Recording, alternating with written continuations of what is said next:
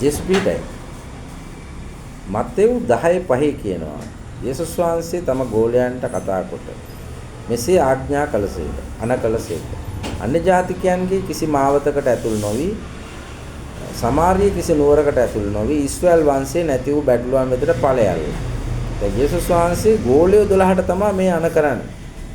මේක තමයි යේසුස් වහන්සේගේ ඊශ්‍රායල් වලට මිනිස්ට්‍රි එක සේවය.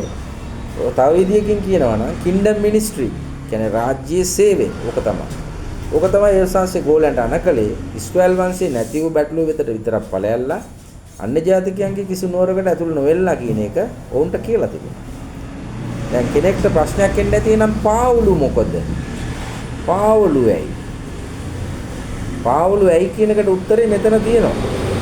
මේ පදේ තියෙනවා මතෙව් 10:5 සිට කියවලා බලන්න තියෙනවා. පාවුලු ආවේ අරගොල්ලන්ට යන්න එපා කියලා කිව්ව කට්ටියට සුභාරංචිය ගෙනියන්න.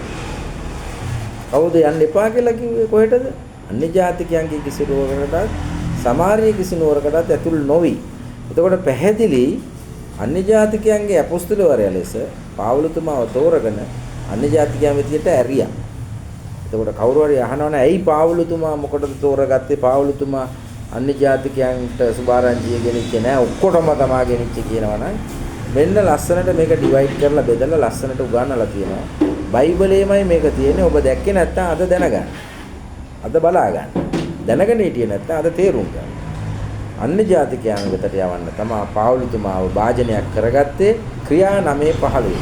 නිසා ප්‍රේමන්තේනි වචනේ පැහැදිලිව තියෙනවා. යේසුස් වහන්සේ සහ ගෝලියෝ 12 දෙනාගේ සේවය ඊශ්‍රායල් වංශේ නැති වූ බැටළුව වෙතට පමණයි. සියල්ල නිවැරදිව තේරුම් ගන්න ඔබ සියලු දෙනාට දිස්පෙන්න.